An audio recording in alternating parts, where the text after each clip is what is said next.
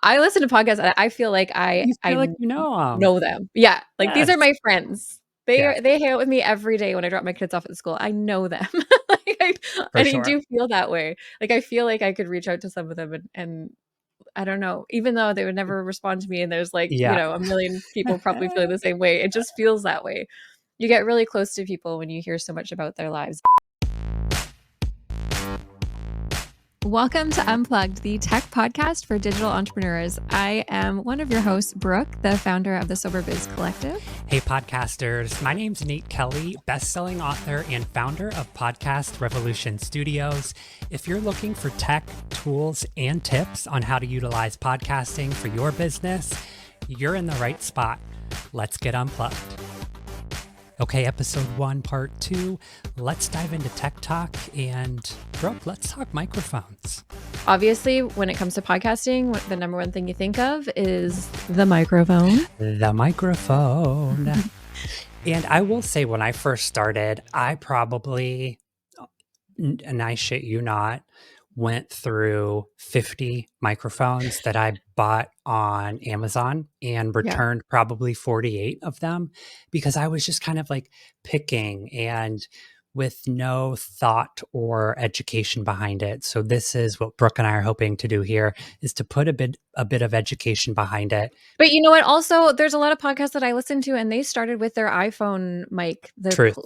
wired iPhone microphone. They sat in their car, so it was quiet, and that's how they started their podcast. Yes. A lot of podcasts can sound great if you have a really sound dense room, Right. and you might not need to invest in something too fancy. One thing I would look for is making sure you have like a directional microphone that's just picking up your voice. A lot of people like to buy those Blue Yetis to get started, and they're going to get the sound out of your entire room. So unless you're literally sitting in your closet underneath a down quilt or have like a full studio, you're going to pick up the sound from your whole room, which is not what you want with a podcast.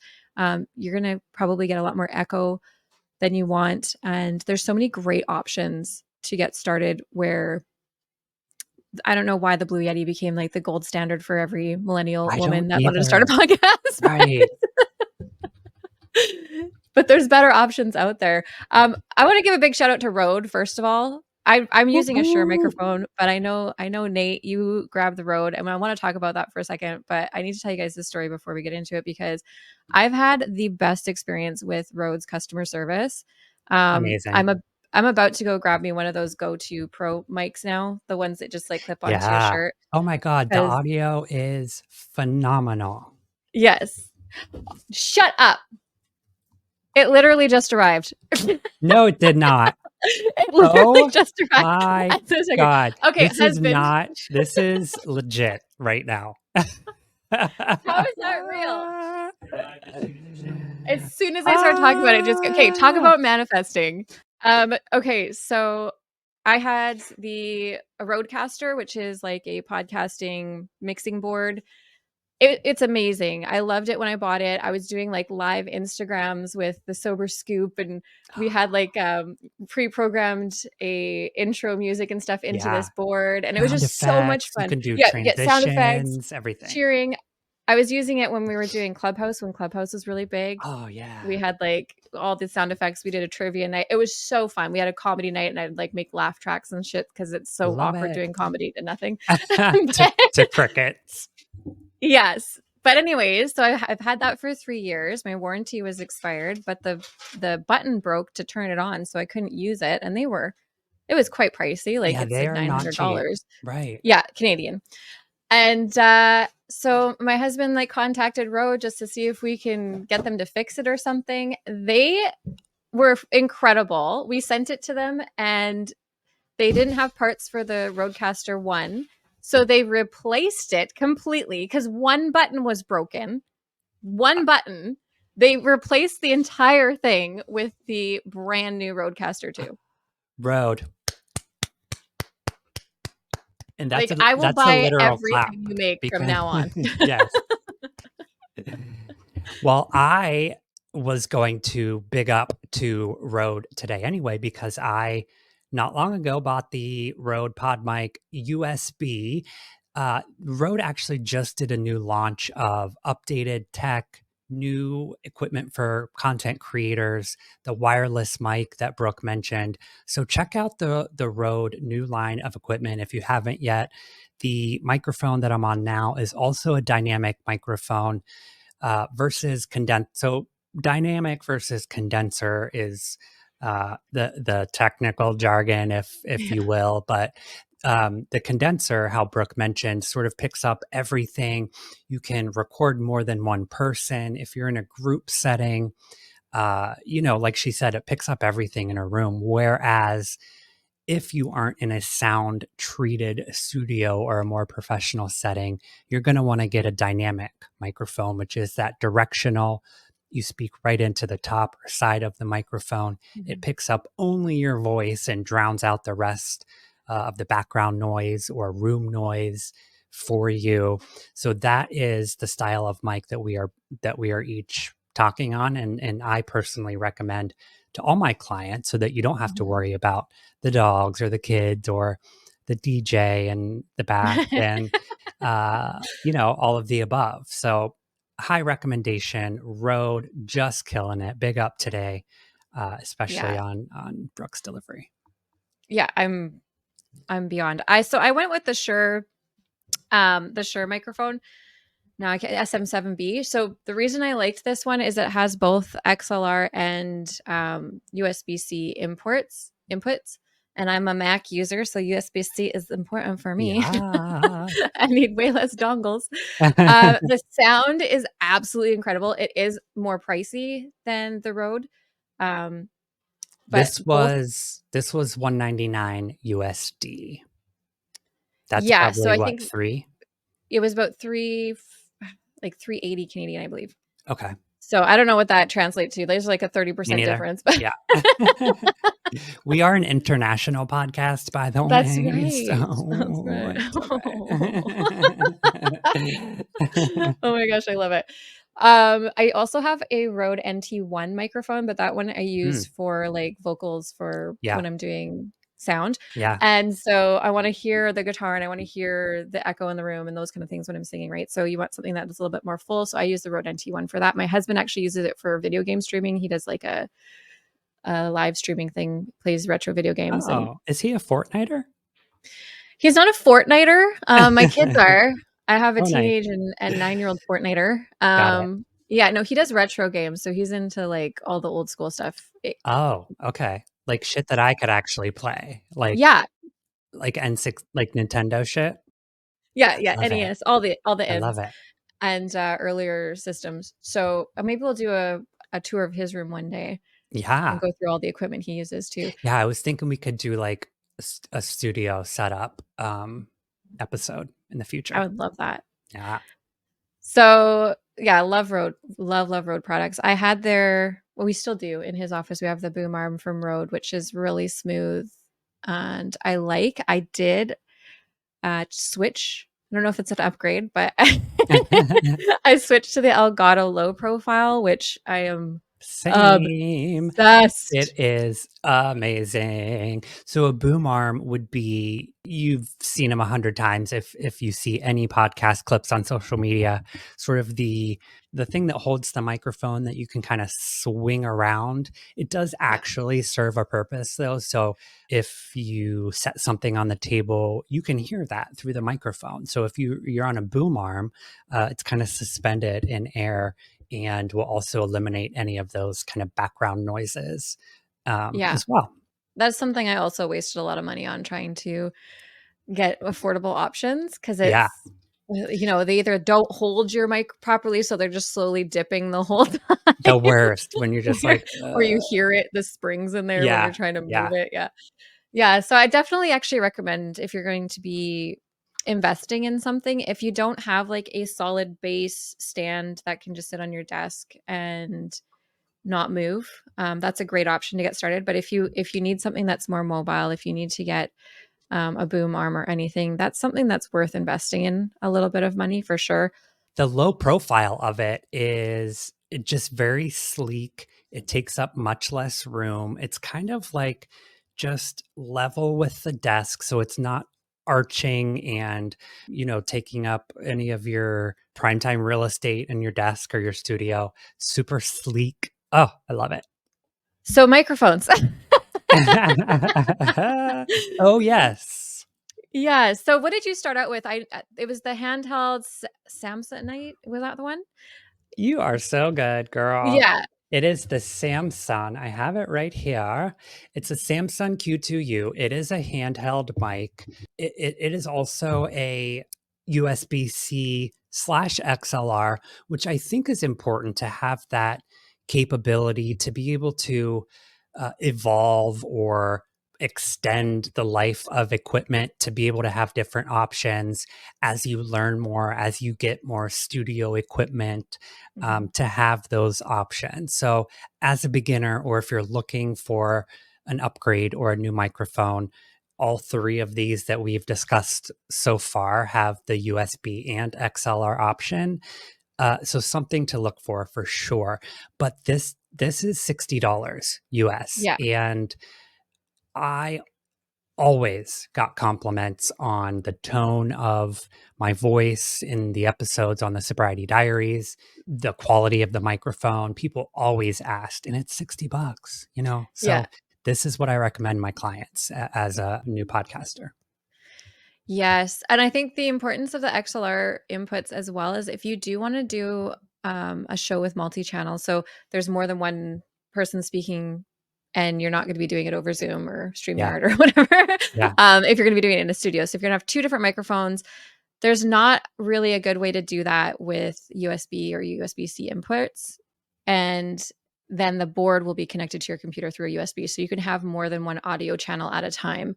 And then you'll be able to adjust the levels of everybody. So if you have a very loud talker, someone who's really close to the mic or really far the away from the mic, worst, the you have worst. all of the options. Maybe I should just unbox it now so Yeah. we can let them know what I'm talking about. Yeah, let's do it. Tell me, since we record our podcast remotely, what benefits does it have for remote recordings? Can you still do the sound and all of the same effects? Yeah. So, I mean, it depends on the board you get with the Roadcaster. You have built-in sound effects. They have pads that you can actually program to do anything you want, basically. So Amazing. if you have a podcast intro that you say it's the exact same every time with the music in the background, and you want to do a live Yes. stream to YouTube through StreamYard or whatever, you just like push your button, the intro plays, and then you guys get started, right? So rather than pre-programming it into your computer, that's an option. I used it for Instagram lives. I could connect it to my iPad with the USB C and go live on my iPad. And then I had all of these capabilities. I can play music. I could play phone calls. So if someone wanted to call in, it can come through your Rodecaster and Ooh, into your computer for recording. So yeah, there's a ton of reasons why this is better. Um, if you're just getting started, you don't have to worry about getting into it. Like grab something right. that USB that plugs right into your microphone that you don't have to adjust too much. But if you're into the tech and all that kind of stuff and sound engineering, like you have so much more control when you use a board over audio, your own audio and all that kind of stuff. And then you can also add sound effects and different fun things, which I love. So the other thing I love about this one is the channels for headphones. So when you have guests, if you're going to be live in a studio, everyone has their own headphone channel and you can like adjust the volume of your headphones. When I did do in-person interviews, when I was doing Seek Purpose and we had a guest, we had like 3 headphone jacks. I had to buy an adapter that would go into the board in order to be able to do this. Yeah. And it was so helpful, like way more helpful than I thought it was going to be, because we had some guests that were harder of hearing. They could turn up their volume, and then some people that didn't want to hear themselves at all could turn it all Right. the way down. Amazing. So it actually ended up being like way more useful than I expected. Amazing. Well, since you mentioned it, check today's show notes as well for a link to leave us a voicemail and or jump over on social media. We will also be doing a segment for listener Q&A. So podcaster Q&A, if you're starting out, if you're looking for advice, if you have questions, anything about podcasting, content, digital entrepreneurship, let us know, and we may feature you in the listener Q&A segment. I So can't wait. fun. This I is gonna be know. such a fun, This like, is, yeah, collaboration journey. it's really the start of a new chapter, both, professionally for both of our businesses, and to create a platform for other podcasters to unite and share information and to really help one another launch and scale successful shows. So, Brooke, we'll add some B-roll of the new Roadcaster, but do you have any specific goals for the show? And we'll kind of wrap this portion of at least this episode up. Yeah. Do you have goals for this project that we're doing together? I mean, I'm really excited just to help some people, feel confident about podcasting because I watch a lot of people with so much amazing knowledge and talent and humor and all these things, try and get out there and try and get started and wanting to get these shows out, and then like I'll listen to it and it's super echoey, or there's like little things and I'm like, oh, I can help you. But I've been doing this thing where I don't offer to help people unless they ask for my help, because otherwise I would, well, I found that I actually annoy people when I do that. Unsolicited advice can actually be insulting, apparently. Like, no, I just want to help you. But yeah, so I feel like this is a way where we can really share the things that we've learned, mistakes we've made and successes we've had, and help people that want to get their voice out there and have so much to share and so much value and insight to give the world. And I'm really excited just to be able to support those people in a way that's not invasive. Yeah. I'm going to tell you why I've made this shift, and it's Okay. very woo woo. Okay. I love woo woo. There's some there's something called human design, which Yeah. is similar to astrology. You find your birth date and time and everything, and it gives you like your profile. And so in order for my profile, I'm a projector, and it's a really cool thing to be because you kind of see a bird's eye view of the world and you can really help people navigate things. And you're like a guide, right? Like that's your profile is like the guides in the world. But the problem with the projector is you have to wait to be asked and invited to things in order to share your Oh, knowledge. Otherwise, you'll find yourself in your like shadow side, I guess, is like bitterness. When a projector is living in their design, they find success. And so I want to live in success. So I wait to be asked before I do things now, and it's been working out very well for me. So got it. are you I looking up think, yours now? yeah, I can't remember because I did it. I'm either a generator or a reflector, but I can't remember. Oh, interesting. Reflectors are like the most rare. Yeah, so maybe I'm a generator then. Oh, that's Does that awesome. make So, does that make yeah, sense? generators get stuff done. So, Okay. Yeah. that feels right. That feels right. Yeah. Yeah, I've Yeah, got that like sounds this right. profile that makes me like operate similar to a manifester, but then I'll get burnt out really quick because which you know what is so cool about this is we've talked about it. I feel more um excited to do podcasts with guests and things, or Same. like work with people and do that kind of stuff.